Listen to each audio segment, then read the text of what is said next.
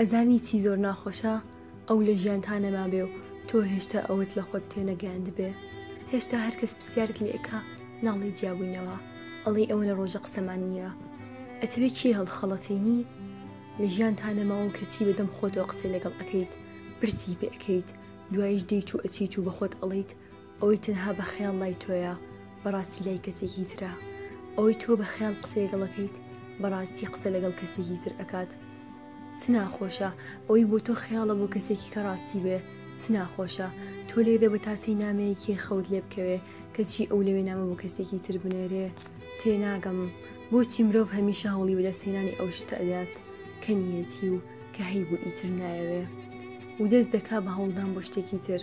ڕەنگە ئەمە بووبێت بێ ئاسا، ڕەنگە کەسیش نەتوانێت وەڵامی ئەو پرسیارم داتەوە.